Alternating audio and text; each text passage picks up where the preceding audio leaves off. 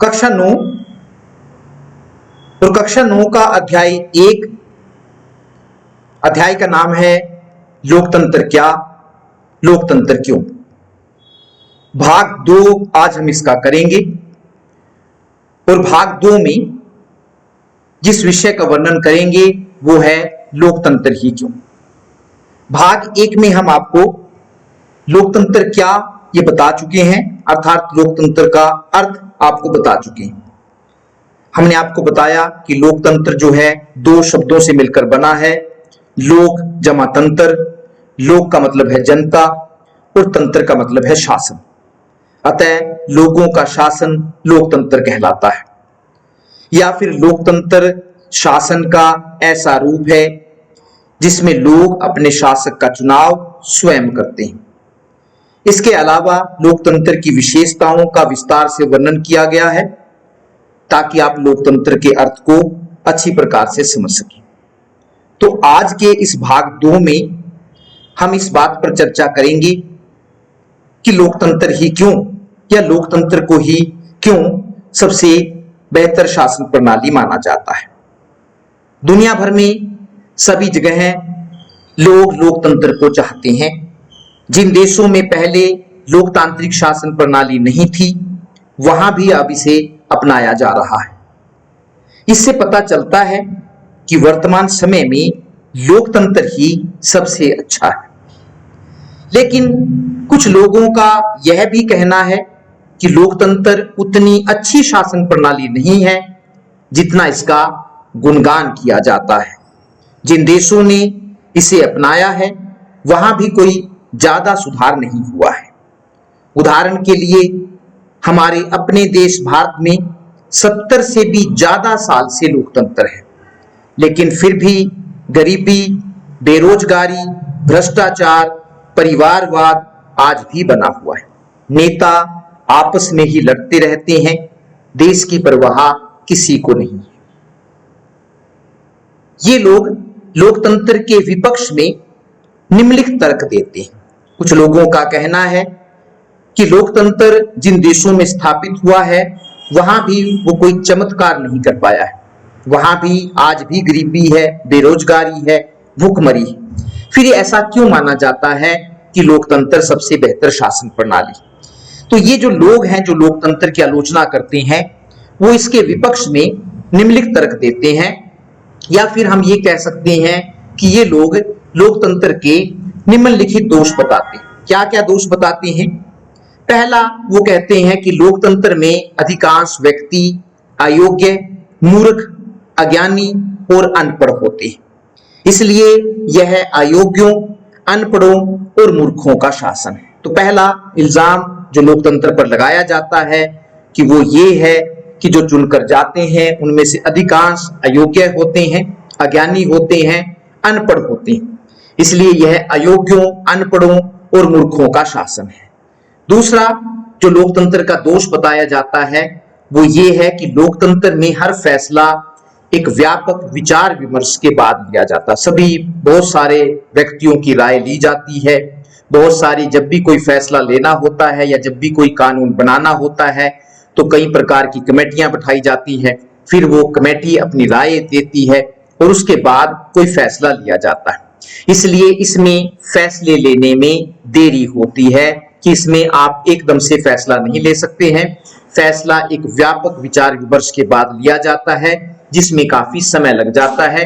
इसलिए लोकतंत्र का एक दोष यह भी बताया जाता है कि इसमें फैसले लेने में देरी होती है। तीसरा दोष, लोकतंत्र में गुणों की अपेक्षा संख्या को अधिक महत्व दिया जाता है। उदाहरण के लिए यदि किसी बात को 60 मूर्ख ठीक कहें और 55 बुद्धिमान गलत कहें तो ज्यादा लोगों की बातों को माना जाता है। इस प्रकार लोकतंत्र मूर्खों का शासन है। वास्तव में हम कहते हैं कि लोकतंत्र लोगों का शासन है, इसमें लोगों की राय ली जाती है।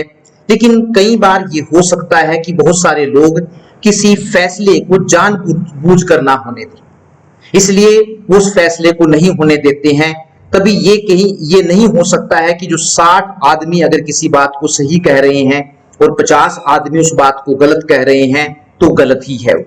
कई बार ऐसा हो सकता है कि बहुत सारे लोग अपनी किसी बात को मनवाने के लिए इकट्ठे हो सकते हैं और कुछ लोगों का बुरा कर सकते हैं। इसलिए हम कह सकते हैं कि लोकतंत्र जो है वो संख्या का खेल है, इसमें संख्या चलती है। ये नहीं देखा जाता है कि व्यक्ति कितने बुद्धिमान है या उन्होंने कैसे विचार दिए हैं। तो इस प्रकार हम कह सकते हैं कि लोकतंत्र मूर्खों का शासन है। एक और जो दोष लोकतंत्र का है वो है कि लोकतंत्र में चुनाव जीतने के लिए पानी की तरह पैसा बहाया जाता है। आपने देखा होगा कि जब भी चुनाव होते हैं तो चाहे वो राजनीतिक दल हैं या राजनीतिक दल के लोग हैं, पानी की तरह पैसा बहाते हैं। सरकार को भी चुनाव करवाने के लिए काफी पैसा खर्च करना पड़ता है, कई प्रकार के बूथ स्थापित करने पड़ते हैं, भारी मशीनरी की व्यवस्था करनी पड़ती है। इसलिए ये कहा जाता है कि जो लोकतंत्र जो है वो एक खर्चीली व्यवस्था है, क्योंकि इसमें पैसे की बर्बादी होती है। पांचवा दोष, लोकतंत्र कहने के लिए लोगों का शासन है, लेकिन वास्तव में यह अमीरों का शासन है।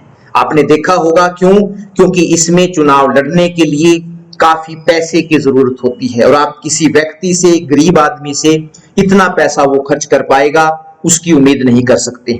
तो इसलिए हम कहते हैं कि लोकतंत्र वास्तव में लोगों का शासन नहीं है, बल्कि यह अमीरों का शासन है, क्योंकि अमीर आदमी के पास ही पैसा होता है और वही चुनाव में पानी की तरह पैसा बहा सकता है। छठा दोष लोकतंत्र का यह है कि लोकतंत्र में चुनाव वाले दिन तक ही नेता जनता की हाजी करते हैं। ये एक सबसे बड़ा दोष है इसका कि जब तक चुनाव होते हैं तब तक तो जनता को पूछा जाता है, जनता के दरवाजे पर जाया जाता है, घर घर जाया जाता है, लेकिन चुनाव जीतने के बाद उन्हें पता होता है कि जनता उनका कुछ नहीं बिगाड़ सकती। इसलिए चुनाव जीतने के बाद वे अपनी मनमानी करना शुरू कर देते हैं, या हम कह सकते हैं जनता की अनदेखी करना शुरू कर देते हैं, क्योंकि उनको पता लग जाता है कि 5 साल तक उनको जनता के पास जाने की जरूरत नहीं है। तो इसमें आप देख रहे हैं, आप मेरे भगवान हैं कि जब चुनाव होने होते हैं तो जो कैंडिडेट है, जो उम्मीदवार है, वो जाता है और तुझमें रब दिखता है, सजदे से झुकता है, तो उसको भगवान दिखने लग जाता है मतदाता। लेकिन जब वो चुनाव जीत जाते हैं तो वे उसी मतदाता को भूल जाते हैं जिसमें पहले उनको भगवान दिखता था। सातवां दोष जो लोकतंत्र का है कि लोकतंत्र में चुनाव जीतने के लिए नेता तरह तरह के हथकंडे अपनाते, जैसे झूठे वादे करना, पैसा बांटना, जाली मतदान करवाना आदि। तो इससे नैतिकता में गिरावट आती है। नैतिकता नाम की कोई चीज लोकतंत्र में नहीं होती, क्योंकि लोगों से झूठ बोल बोलकर वोट मांगे जाते हैं और कई बार तो पैसे से वोट खरीदे जाते हैं, या फिर जाली मतदान का मतलब है किसी और से वोट डलवा दिया जाता है। तो ये आप देख रहे हैं किस तरह से झूठे वादे किए जाते हैं। दिखाया हुआ है कि देख लो, इधर से बटन दबाओगे और उधर से 6,000 रुपए निकलेगा। तो इस प्रकार से झूठे वादे लोगों से किए जाते हैं और उनके वोट हथिया लिए जाते हैं। लोकतंत्र के दोषों के आधार पर यह कहा जा सकता है कि लोकतंत्र कोई जादू की छड़ी नहीं जो एक झटके में सभी समस्याओं को खत्म कर दे। लोकतंत्र सरकार का एक रूप है जो सिर्फ यही बताता है कि लोग अपने बारे में खुद फैसला करें। सिर्फ हम ये कह सकते हैं, कोई जादू की छड़ी नहीं है कि अगर आप इस छड़ी को घुमाओगे और लोगों की समस्याएं खत्म हो जाएंगी। वास्तव में तो ये एक सरकार का रूप है। जिस प्रकार सरकार के और बहुत सारे रूप होते हैं, जैसे तानाशाही, राजशाही, तो लोकतंत्र भी सरकार का एक रूप है जो सिर्फ ये बताता है कि लोग अपने बारे में खुद फैसला करें, जो लोगों को अपने बारे में खुद फैसला करने का अधिकार देता है। अब ये लोगों पर निर्भर करता है कि वे अपने बारे में कैसे फैसला करते हैं। उनके फैसले गलत भी हो सकते हैं और उनके फैसले सही भी हो सकते हैं। अगला हमारे पास आता है लोकतंत्र के पक्ष में तर्क। जिस प्रकार कुछ लोग लोकतंत्र के दोष बताते हैं, इसी प्रकार लोकतंत्र के कुछ गुण भी हैं जिनको अनसुना नहीं किया जा सकता। वो कौन कौन से हैं वो इसमें आपको बताएंगे। 1958 से लेकर 1961 तक चीन में विश्व इतिहास का सबसे भयानक अकाल पड़ा। ध्यान से दोबारा सुन लीजिए, 1958 से 1961 तक चीन में विश्व इतिहास का सबसे बड़ा अकाल पड़ा। इस अकाल में लगभग 3 करोड़ लोग मारे गए। आप चित्र देख रहे हैं आगे, ये चीन के जो अकाल पड़ा था, जब वहां पर बरसात नहीं हुई या आवश्यकता से ज्यादा बरसात हुई तो किस प्रकार लोगों की स्थिति हो गई थी, अनाज न मिलने का लोग भूखे मरने लगे थे। अगला फिर वही चित्र दिखाया हुआ है 1958 से 61 का चीन का भयानक अकाल, और जो आप देख रहे हैं वो किस तरह से लोग हो गए थे, ये आपको आपकी स्क्रीन पर दिखाई दे रहा है। 1958-61 में भारत में भी चीन जैसी ही परिस्थितियां थी, भारत में भी उस दौरान अकाल पड़ते थे, लेकिन फिर भी यहां चीन जैसी भुखमरी की स्थिति कभी नहीं आई। अब सोचने वाली बात है कि जैसी चीन में स्थितियां थी और जैसे वहां पर 3 करोड़ लोग भूख से मर गए, वैसी ही परिस्थितियां भारत में भी थी, वैसी ही भुखमरी भारत में थी, लेकिन यहां चीन जैसी भुखमरी की स्थिति नहीं आई। क्या कारण था इसका? इसका कारण यह था कि यहां लोकतांत्रिक सरकार थी, सरकार की आलोचना करने वाले विरोधी दल थे और स्वतंत्र प्रेस थी। ये एक बहुत बड़ी विशेषता होती है कि लोकतांत्रिक सरकार की, कि वहां पर सरकार की आलोचना करने वाले लोग होते हैं, और दूसरी जहां पर एक दल की सरकार होती है, जैसे हम चीन में कहते हैं कि वहां साम्यवादी दल की सरकार है, कम्युनिस्ट पार्टी की सरकार है, वहां सरकार की आलोचना करने वाला कोई नहीं होता। स्वतंत्र प्रेस है यहाँ पर कि अगर सरकार, प्रेस को लगता है, समाचार पत्रों को लगता है कि सरकार काम नहीं कर रही है, तो वो इस बात की जानकारी लोगों को देते हैं। इसलिए विरोधी दलों की आलोचना के डर से डरकर भारत में सरकार ने खाद्य सुरक्षा के मामले में ज्यादा जिम्मेदारी से काम लिया और भूखमरी की स्थिति नहीं आने दी, क्योंकि एक बड़ी महत्वपूर्ण बात होती है, सरकार डरती है कि अगर सरकार काम नहीं करेगी, लोगों की समस्याओं को अनसुना करेगी, तो लोग उसको अगले चुनाव में वोट नहीं देंगे और विरोधी दल बाजी मार जाएंगे। इसलिए विरोधी दलों की आलोचना के डर से सरकार, भारत में सरकार ने खाद्य सुरक्षा के मामले में ज्यादा जिम्मेदारी से काम लिया और भूखमरी की स्थिति नहीं आने दी। अगर चीन में भी बहुदलीय शासन प्रणाली होती, वहां भी सरकार की आलोचना करने वाले विरोधी दल और स्वतंत्र प्रेस होती, तो इतने सारे लोग भूख से नहीं मरते। यही कारण है कि चीन में कोई बताने वाला नहीं था सरकार को, इसलिए सरकार ने जनता की समस्याओं की तरफ कोई ध्यान नहीं दिया। इसलिए हम कह सकते हैं कि लोकतांत्रिक सरकार लोगों की जरूरतों का ज्यादा ध्यान रखती है, जबकि गैर लोकतांत्रिक सरकार लोगों की जरूरतों पर ध्यान दे भी सकती है और नहीं भी। वास्तव में यह सरकार चलाने वालों की मर्जी पर निर्भर करता है कि अगर उनको कुछ करने की जरूरत नहीं लगती तो वे लोगों की इच्छा अनुसार काम नहीं करती है। जैसा चीन में हुआ, उन्होंने समझा कि प्राकृतिक विडंबना है या प्राकृतिक का प्रकोप है, इसलिए सरकार इसमें कुछ नहीं कर सकती, सरकार ने कुछ नहीं किया। लेकिन दूसरी ओर अगर आप भारत का एग्जाम्पल देखें, वहां भी भुखमरी की स्थिति थी, लेकिन भारत सरकार ने जिम्मेदारी से काम किया और अपनी जिम्मेदारी को निभाया।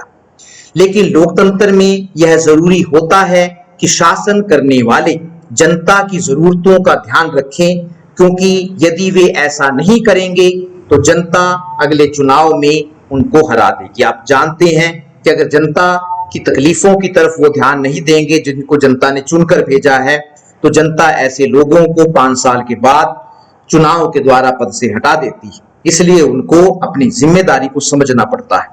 अतः यह कहा जा सकता है कि लोगों की जरूरतों के अनुसार काम करने के मामले में लोकतांत्रिक शासन प्रणाली दूसरी शासन प्रणालियों से बेहतर होती है।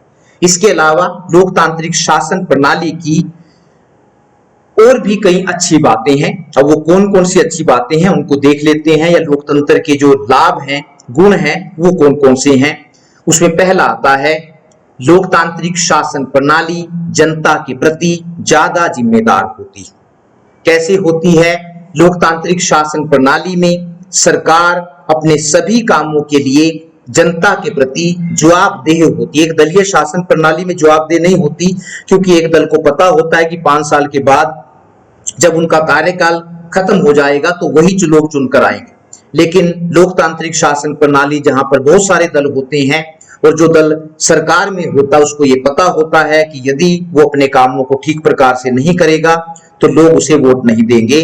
तो लोकतांत्रिक शासन प्रणाली में सरकार अपने कामों के लिए जनता के प्रति जवाबदेह होती है।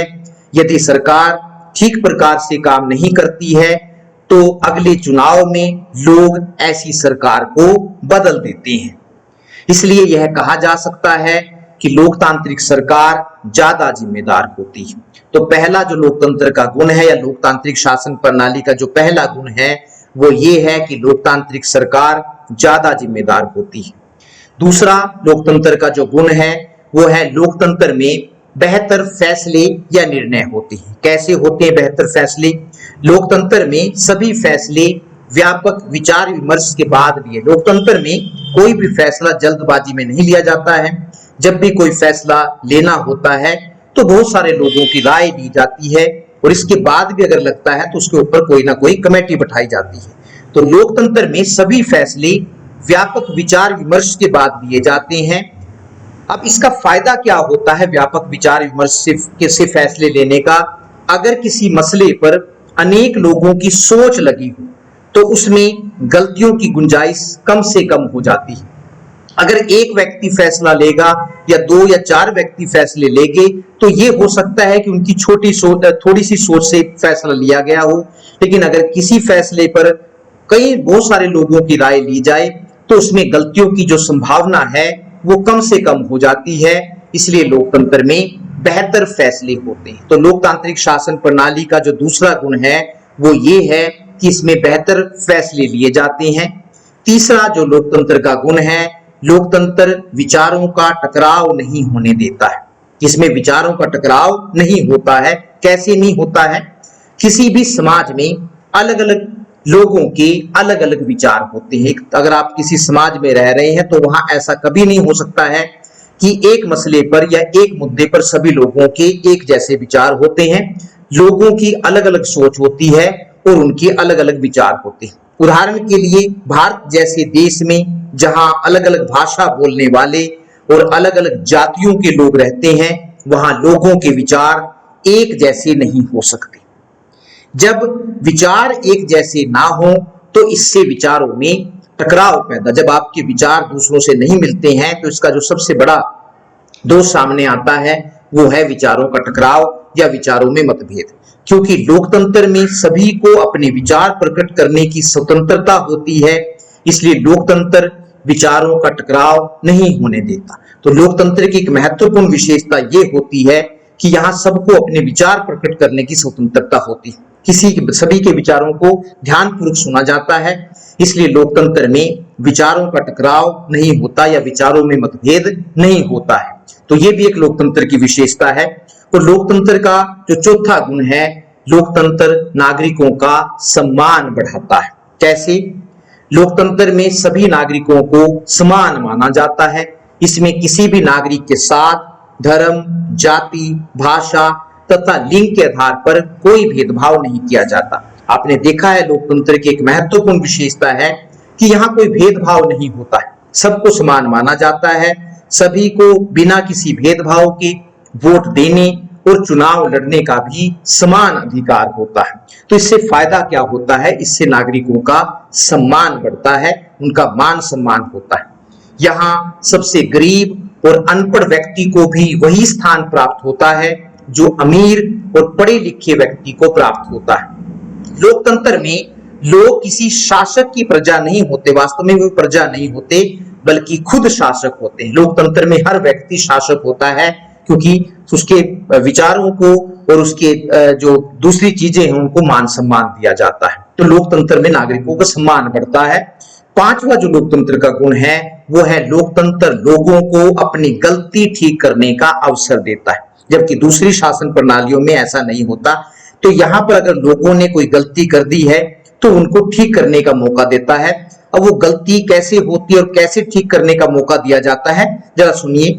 लोकतंत्र में यदि कोई सरकार जनता की इच्छा अनुसार काम नहीं करती, हो सकता है कि लोगों ने जिसको चुनकर भेजा है और वो उनकी इच्छाओं पर खरी ना उतरे, तो लोग ऐसी सरकार को अगले चुनाव में बदलकर अपनी गलती को सुधार सकते हैं, जबकि राजतंत्र में या फिर तानाशाही में ऐसा नहीं हो सकता है। कई बार होता है कि कोई राजनीतिक दल झूठे वादे करके चुनाव में आ गया, लेकिन 5 साल तक तो वो राज कर लेगा, लेकिन 5 साल के बाद जब चुनाव होंगे तो लोगों को पता लगेगा कि उन्होंने गलती कर दी है और वो ऐसी सरकार को बदलकर अपनी गलती को सुधार सकते हैं। कुल मिलाकर यह कहा जा सकता है कि यद्यपि लोकतंत्र एक बेहतर शासन प्रणाली है, क्योंकि गुणों के आधार पर हम देख चुके हैं कि लोकतंत्र जो है एक बेहतर शासन प्रणाली औरों से बेहतर है, लेकिन फिर भी यह सभी समस्याओं का समाधान नहीं कर सकती है। वर्तमान समय में लोकतंत्र का कौन सा रूप है? अब ये लोकतंत्र के भी अलग अलग रूप हैं, तो वर्तमान समय में दुनिया में जो लोकतंत्र है वास्तव में उसका कौन सा रूप प्रचलित है? आज दुनिया के ज्यादातर देशों में लोकतंत्र का जो रूप प्रचलित है उसे प्रतिनिधि लोकतंत्र कहते हैं। आपने याद रखना है कि लोकतंत्र का वर्तमान समय में कौन सा रूप प्रचलित है, तो जो रूप प्रचलित है उसे प्रतिनिधि लोकतंत्र कहते हैं। क्या है प्रतिनिधि लोकतंत्र? लोकतंत्र के इस रूप में लोग स्वयं शासन नहीं चलाते हैं, बल्कि लोग चुनाव के द्वारा अपने प्रतिनिधि चुनते हैं और बाद में ये प्रतिनिधि लोगों की तरफ से शासन चलाते हैं। इसको कहते हैं प्रतिनिधि लोकतंत्र। तो आपने देखा होगा 5 साल के बाद चुनाव होते हैं और चुनाव में उम्मीदवार खड़े होते हैं, लोग उनको वोट डालते हैं और इनमें से जो व्यक्ति जीत जाता है वो जाके संसद या विधानसभा में बैठता है और लोगों की तरफ से 5 साल तक शासन चलाता है। तो जब लोग खुद शासन न चलाएं बल्कि अपने प्रतिनिधियों के माध्यम से शासन चलाएं तो इसे लोकतंत्र का हम कहेंगे, ये प्रतिनिधि लोकतंत्र इसको हम कहेंगे। तो दोबारा फिर मैं आपको बता रहा हूं, लोकतंत्र के इस रूप में लोग स्वयं शासन नहीं चलाते हैं, बल्कि लोग चुनाव के द्वारा अपने प्रतिनिधि एमएलए या फिर एमपी चुनते हैं और बाद में ये प्रतिनिधि लोगों की तरफ से शासन चलाते हैं।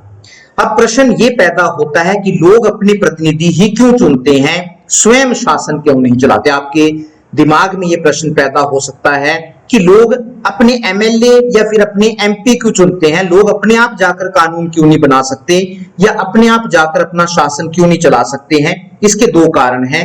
उसे पहला है कि वर्तमान समय में देशों की जनसंख्या इतनी ज्यादा है कि सभी व्यक्तियों को एक साथ बैठाकर सामूहिक फैसला नहीं लिया जा सकता। भारत जैसे देश में जिसकी जनसंख्या 135 करोड़ है, तो क्या आप उम्मीद कर सकते हैं कि 135 करोड़ व्यक्ति एक स्थान पर बैठे और सामूहिक निर्णय लें?